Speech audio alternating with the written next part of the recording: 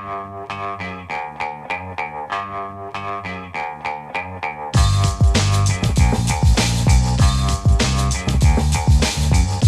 the Brian Lehrer Show on WNYC. Good morning again, everyone. So, a criminal hacking group, did you hear this?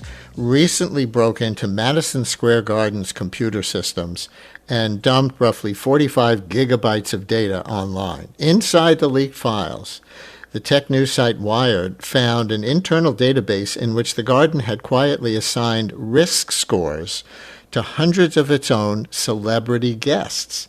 The rapper Fat Joe, who led the Knicks championship parade float, was labeled medium risk. Former Vogue editor Anna Wintour also labeled medium risk. And dozens of people flagged separately by their sexual orientation. There were 93 entries marked LGBTQIA. Now, that database only came to light because of the hack. But it fit a pattern first reported by Wired back in April when it published an investigation into how MSG's owner, James Dolan, has turned his venues into one of the most aggressive private surveillance operations in the country, as they described it. His team uses facial recognition, not just to keep out regular troublemakers, but they reported to track critics, ban lawyers, and protesters. In one case reported by Wired, the team documented one transgender fan down to the second of her movement inside the venue over a period of 2 years. That is to say, that person was tracked that meticulously by MSG. A note, Madison Square Garden does call the reporting false, and they say they're weighing legal action against Wired. So these are reports that are disputed, we say up front. But here to talk about both stories is Noah Shachtman, contributing editor at Wired, one of the reporters behind both investigations. He is also a contributing opinion writer for the New York Times. Noah, welcome. Thanks for coming on WNYC today. Thanks for having me. For listeners who may have just heard about Jim Dolan for the first time during the Knicks 2026 NBA championship season, Knicks in 5, who is he and how much influence does he have in the entertainment industry? Jim Dolan has been the owner of the Knicks for about a quarter century. He basically inherited the team and the Rangers and Madison Square Garden from his dad, who was a cable television magnate. For much of that time, he was considered kind of a thin-skinned, underachieving Nepo baby, perhaps most famous for his Americana band, J.D. and the Straight Shot, which would regularly open for big classic rock acts like the Eagles because of his entertainment connections, which were considerable. Look, this guy controls the most iconic venue in the world in Madison Square Garden, and several of the runners-up, like Radio City Music Hall. But in recent years, Dolan's image has started to shift. He was responsible for the Sphere in Las Vegas, which has been very successful, sort of against the odds. And after decades of misfortune, finally our beloved Knicks are a great team again, and that's in large part because Dolan stopped meddling with them. He hired a general manager who he gave a lot of free rein to, Leon Rose, who everybody says gets a lot of credit for the championship, but Jim Dolan hired him. For your April investigation, you discovered that Dolan's security teams, as you reported it obsessively, you used that word, tracked one Nina Richards, a trans woman, over a 2-year period, monitoring her movements through Madison Square Garden down to the second. Tell us more about that. Who is she? Why, in your telling in the article, was she targeted, and how? Right. So that's a pseudonym to protect the person's privacy. But this was a person who was a familiar face at the Garden, knew many of the staff, and got to know many of the players. And there was a concern among Dolan's security guys that this was somehow a PR problem of some kind, that this transgender woman was getting too tight to Garden staff and to Knicks players. And so in the case that we document, it was Pride Night, and I obtained an 18-page report which detailed how they tracked her second by second when she got food, when she got a drink, when she got up from her seat, when she got back down, even when she went into the bathroom. It was that creepy and that meticulous. How did they do it? Well, Madison Square Garden has been sort of a pioneer in high tech and biometric surveillance of its venue. Everybody that goes into Madison Square Garden has their face scanned and is logged in a database. And then, depending on whether that person is deemed a risk or not, they are then followed by cameras or by human staffers throughout the course of their stay at Madison Square Garden. Well, Dolan has said facial recognition is, quote, just a technology. And I think the implication is, or maybe he said it outright, spectators might rightly assume that most venues have cameras of some form now. So what makes MSG different from any other venue that scans a crowd? Well, first of all, I don't think it's true that I think that some venues use facial recognition, but I don't think any of them use it, or very few of them use it to the extent that Madison Square Garden does. And while James Dolan is correct that facial recognition is just a technology, it's an incredibly powerful one, and it's one that can really be misused. So we found instances at his venues where a young girl was logged into the facial recognition system as a threat of some kind. It was an accident, but just the fact that she made it in there was kind of chilling. We also had another case, an example I obtained, where a New York City, a guy that would go on to be a New York City police officer, was logged into the facial recognition system. And, he was represented in the facial recognition system in his kind of dress uniform. And so you've got cops actually getting caught up in this thing. So he, it's true, it's just a technology, but it's really how you use it that's important. Your new piece out this week is built on what I guess we have to call a criminal hack. Is that fair? That revealed MSG's internal database. And one of the parts that you keyed on is that they apparently assign risk scores to celebrities, its own celebrity superfans, and they label dozens of people by sexual orientation as well. We just talked about the Nina Richards case, but Fat Joe, who led the Knicks championship parade float, labeled medium risk. Anna Wintour, the former Vogue editor, labeled medium risk. What does that even mean? Well, first off, Anna Wintour is in charge of Condé Nast, which publishes Wired. So imagine my awkward feeling when I found her name on the list. And as for Fat Joe, he's a guy that defended Dolan to the hilt. He compared him to Bruce Wayne and Batman in interviews during the finals. He loves the guy. So it was really surprising to see him on the list. What does risk mean in this case? What sources tell me is that risk in this case means possibility that they might say something off message, slightly mean, maybe not fully complimentary about either the garden, the Knicks management, or Dolan himself. Or if that person wouldn't say it, then he might be around people that would say it. And so in Fat Joe's case, he's very tight with another New York rapper, the legendary Jadakiss, part of the Lox. And Jadakiss has been on record criticizing Dolan throughout the years. And so what I was told was that even though Fat Joe is is a Jim Dolan super fan, that his association with Jadakiss gave him a risk score. Do you agree that this information became available to you because of a criminal hack? And if it was a criminal hack, how did you get to see the data?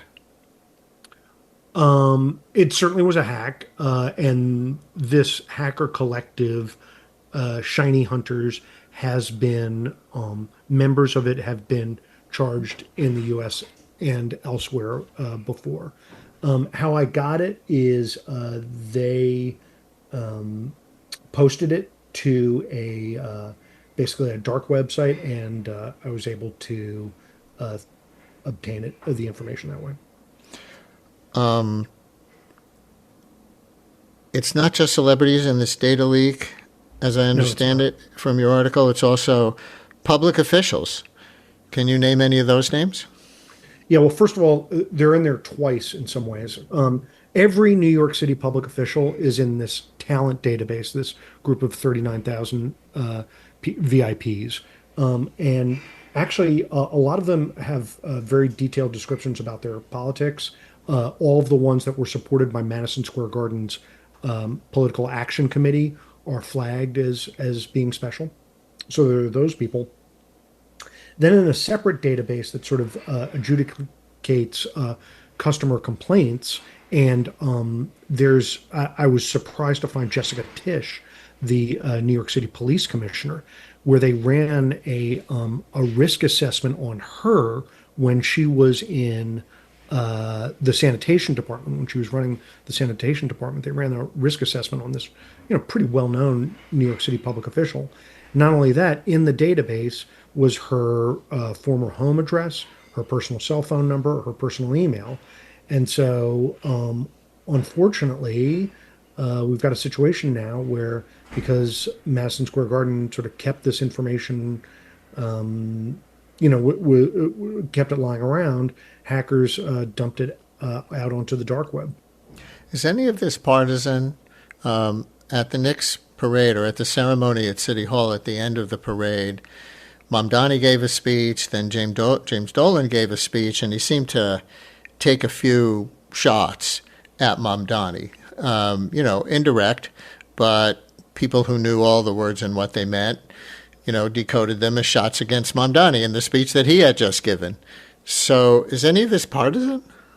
I don't know if it's partisan because, we're in New York and it's largely a Democratic town, but it's certainly political. Jim Dolan has been a political actor for years in New York. He famously clashed with Mayor Bloomberg over the proposed stadium on the west side. And more recently, he's been sort of bankrolled a quixotic campaign to dethrone Manhattan DA Alvin Bragg. He supported a number of city council candidates in the last cycle that seemed to be very friendly with Julie Menon, who went on to become the city council president. And so I do think there's sort of there is a But local political. he's allowed to have his politics. My question is he running surveillance or any kind of discrimination based on politics at the Garden? I see. Not that I know of. I certainly haven't found a pattern in that way. What I will say though is that there's a number of people on sort of the progressive and DSA left, including Mandani himself when he was a state assembly person, who want to ban the use of facial recognition in places like Madison Square Garden. And some of those people then found themselves getting MSG backed primary opponents. Edie and Bushwick, you're on WNYC with Noah Shachtman from Wired. Hi there. Hi, hi, hi. I'm in Bushwick because I'm in rehab for a broken shoulder. Normally I'm Manhattan. Okay. But I recall a number of years ago, Dolan was being sued by a law firm. It was a pretty big case, I think. And he was being sued by a law firm. And a lawyer, she had apparently bought some tickets to an event at MSG. And she worked for that law firm, but she was not working on that particular case. But she bought some tickets with friends and kids and was denied entrance into MSG due to being recognized by the facial recognition technology. I don't know if you've heard about that. Edie, sorry about your injury, first of all. And and we have another couple of people texting us, Noah, who say, wait, I've heard this all before about MSG and surveillance. This isn't really new, is it? So what do you say to them? Well, first of all, I just want to address the lawyer situation. Not only have I heard about those cases, but those cases are ongoing. For example, there's a guy named John Scola, who's a lawyer in town, who's one of a few that represents cops. One of those cops was working off duty at a boxing match at MSG recently, got hurt on the job, got into an altercation with a rapper named Lil TJ, got hurt on the job, and then sued MSG. And now that lawyer, John Skoll, has been banned from the Garden because of his work. And your caller is right. There are lots of people, hundreds, thousands of people who were banned from the Garden just because their firm had worked on a case at some point that it involved the Garden. So those cases are ongoing. As to whether this is new news or not, Madison Square Garden has deployed facial recognition since 2018, but the sophistication and the breadth and the development of that system wasn't as well understood until now. The Times did some great reporting a couple of years back. Cash Hale over there is an excellent reporter. And, I think the work we've done stands on our shoulders. But we think that we've really advanced the understanding of the Garden's surveillance state. And we've done it largely through interviews with many current and former members of the Garden's security team. A few people are texting versions of, I still don't understand why. Here's one. But why? Why are these people seen as a threat? A threat to what? Yeah, I think it's more of a publicity threat rather than a security threat. In fact, I was told that security threats are kept in an entirely different database. But look, over the years, James Dolan and Madison Square Garden have been really meticulous about about maintaining their image. Fans that would criticize Dolan would themselves be banned from the Garden. Some fans that would tweet out things that were so mean as to be considered threats had the cops called on them. There's one case that I document where a 14-year-old kid in Colorado got the local cops the local cops showed up at his door after a particularly mean tweet. These guys have been obsessive about their image for a very, very long time. And so I think this is part of that image grooming. And just address MSG calling your reporting false and saying they're weighing legal action. That's certainly within their rights to deny. It's certainly within their rights to sue. It certainly is. I'd note that for both this report and the bigger earlier one we did in April, we gave them tons of time for and dozens, maybe even hundreds of specific questions for them to respond to, and they chose not to respond to any of them and said just issuing these kind of vague statements. Noah Shachtman, contributing editor at Wired, one of the reporters behind both Wired investigations into surveillance and also categorizing people with risk scores based on the hack data that they say they saw from MSG. The article is published in April and just now, as well as Noah is also a contributing, let me get it right, contributing opinion writer, is that it, at the New York Times now? Yeah, that's right. Also, lifelong Knicks fan. Knicks in 5. We can all end on that note of unity. Thank you for joining us. Thank you. WNYC's journalism and storytelling is heard by millions of passionate listeners. Sponsors of our programming gain our listeners' attention and their respect. Learn about how your organization can support WNYC and WNYC Studios at sponsorship.wnyc.org. The United States is about to mark its 250th anniversary. And so, on the Global Story podcast from the BBC, we're telling surprising tales of American influence on the world stage and in ordinary people's lives all across the globe. We have this ability to export our story, and a lot of people have bought it. I feel like the American dream is alive but not well. From the BBC, it's the United States at 250. Listen wherever you get your podcasts or find us on YouTube.